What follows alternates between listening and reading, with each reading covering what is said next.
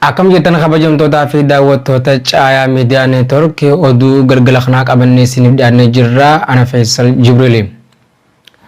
Obbo Jawaar Mohammadii fi Baqqalaa Garbaa dabalatee hidhamtoonni siyaasaa Oromoo isaanii waliin bakka tokkotti hidhamanii jiran guyyaa irraa nyaata lagatanii jiraachuu maatiin hidhamtootaa himan. Ajaja manni murtii dabarsee obbo Baqqalaa fi obbo Jawaar bakka tokkotti hidhuu mana cufaa keessaa gara ifaatti darbuu ifa aduu fi bakka itti dhiqatan yeroon akka harkatan manni murtii murteesses poolisiin hojiitti hiikuu dhabuun mufiin kun akka ka'u taasisee jira. Guyyaa irraa hiriira mormii qarreen gaggeeffameen aanaa Kombolchaa magaalaa Dirree Dhawaa keessatti dhaadannoolee garaagaraa dhageessisuun gaggeessaa oolanii jiru. Dhaadannooleen isaaniittis gudeeddaan nurraa dhaabbatu, hooggantoonni keenya kan hidhaman hidhaa haa gad lakkifaman, waraanni mootummaa nama keenya ajjeesuu haa dhaabu jechuudhaan dhageessaa oolanii jiru. Filannoon Tigraay gaggeessite irratti manni marii Federeeshinii Itoophiyaa bu'aa filannoo naannoo Tigraay gaggeessite fudhatama hin qabu akka raawwatamettis hin lakkaa'amu jedhanillee qondaaltonni naannichaa itti fufuun filannicha gaggeessanii jiru. Gabaasa dabalataatiif akka itti aanutti isiniif dhiyeessina. Adeemsa amma itti jiruun mirga ofiin of bulchuu keenyatti fayyadamaa jirra jechuun mormuun filannoo sadarkaa naannootti gochuutti cichite. Mootummaan federaalaa Itoophiyaa amma aangoorra jiru sababa weerara COVID-19 filannoo dheereessee ammoo fulbaanaan booda seera qabeessaa miti jedhan. Baatiiwwan dabraniif madda wallabdee mootummaa federaalaa fi naannoo Tigraay kan ta'e filannoon naannichaa har'a fulbaana 9 bara 2020tti gaggeeffamee jira. Kunis naannolee 10 fi bulchiinsoota magaalaa lamaan biyyattii qabduun addatti kan ta'edha. Iddaa uummataa waggoota 3 oliif turen jijjiirama siyaasaa biyyattii keessatti dhufeen olaantummaan TPLF aangoo mootummaa jiddugalaa keessatti qabaachaa ture xumura argatee jira. Dr. Abiyyi gara aangootti akkuma dhufeen sochiin riiformii eegalamanii turan uummattoota biyyattii abdii horuu eegalanii ture. Akkasumas waliigaltee nageenya biyya ollaa Eertiriyaa waliin taasisaniin addunyaa maratti gurra kooratan ta'e. Kanaanis badhaasa Noobeelii nagaaf badhaafamuu dhaqqaban. Haa ta'u malee beekamtiin idil addunyaa sun sababiiwwan adda addaatiin biyya keessatti lafa qabachuu hin dandeenye. Waggoota lamaan dabran keessatti walitti bu'iinsa sabummaa buureeffatanii fi tasgabbii dhabiinsa bakkeewwan garaagaraatti mudateen lammiileen hedduun lubbuu isaanii akka dhabanii fi kanneen miiliyoonaan lakkaa'aman ammoo qe'ee isaaniirraa akka buqqa'an taasise. Gama biraatiin ammoo aangoonni TPLF aangoo mootummaa jiddugalaa keessaa hirdhifamanii riiformii Abiyyi balaaleeffachuu eegalan. Mootummaan federaalaa garuu sochiilee taasifaman hunda olaantummaa seeraa kabachiisuuf jechuun tarkaanficha ittisan.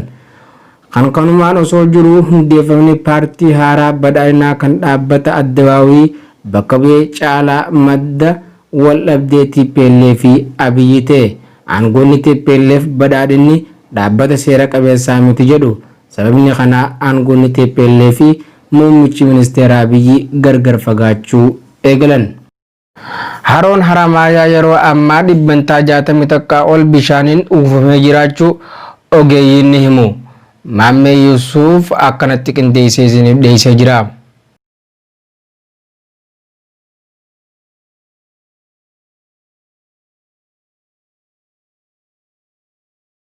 Bal'inaan lafa qaburraa yeroo ammaa dhibbantaa 61 ol bishaaniin uwwifamee akka jiru ogeeyyiin ni himu.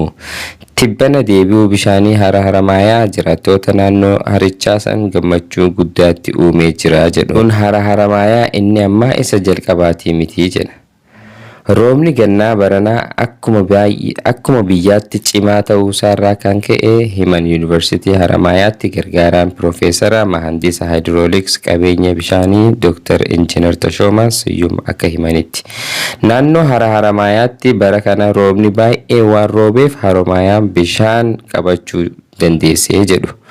Haa ta'u malee harri Haramaayaa waggoota 16 as erga gogeen bishaan kun bishaan yeroo itti kuufamu kun isa jalqabaatii miti jedhu.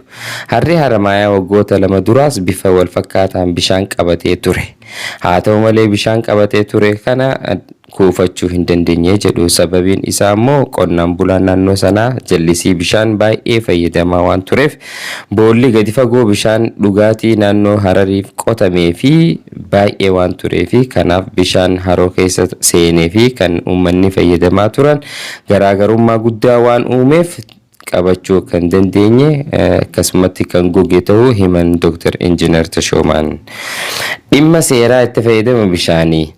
Gogiinsi hara Haramaayaa mudataa jiru kana rakkoon inni ta'e tokko seera bulchiinsaa fi itti fayyadama bishaanii dhabamuu akka ta'e Yuunivarsiitii Haramaayaatti gargaaraan Piroofeesara Mahandisaa Haayidrooliks qabeenya bishaanii akkas jedhan.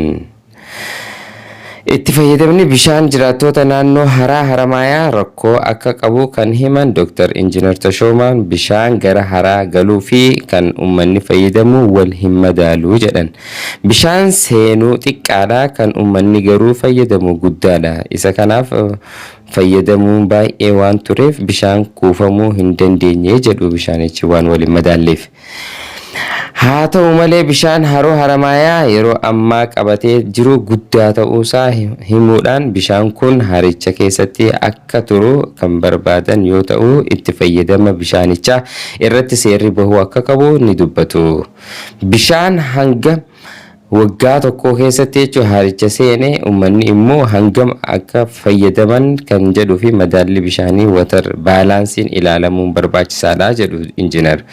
Haa ta'u malee qonnaan bultoonni naannoo sanaa bishaan kuufame mara jallisiin kan fayyadaman yoo ta'u harichis gaafii keessa galaa jedhu.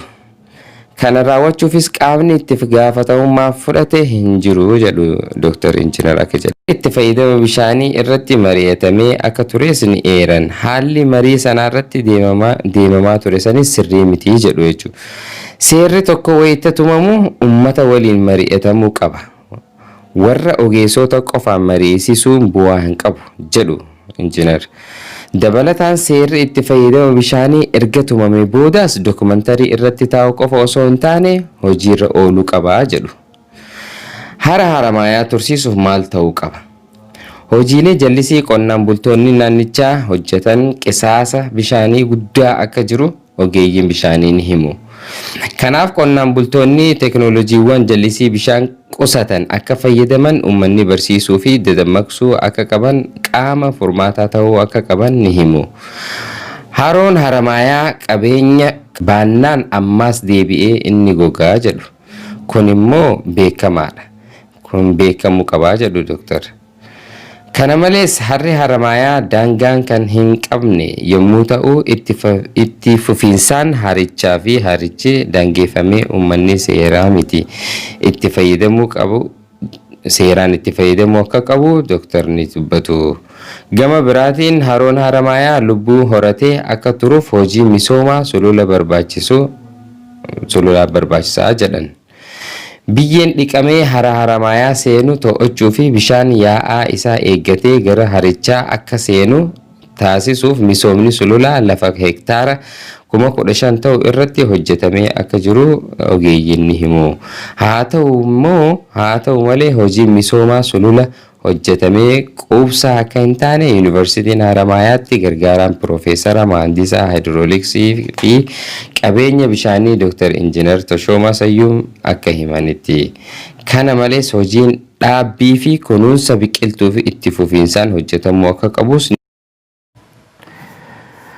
Manni murtii heeraa biyya Giinii pirezidaantii biyyattii nama umurii 82 Alfaa Kondee filannoo jedhamu irratti akka hirmaatu hayyamee jira. Gabaasa dabalataatiif Bareentoo Abdii akka ta'anutti isiniif dhiyeessa. Manni murtii heera Giinii Alfaa Koondeen siyaasadaffaaf akka dorgamu hayyameeti jira. Manni murtichaa heera Giinii pirezidaantiin biyyattii nama ganna 82 Alfaa Koondeen filannoo ji'a dhufurratti marsaa sadaffaaf akka hirmaatu hayyameeti jira. Manni murtichaa kaadhimamaa paartii mormituu dabalatee kaadhimamtoota 11 filannoo kanarratti akka hirmaataniif hayyama kenneeti jira.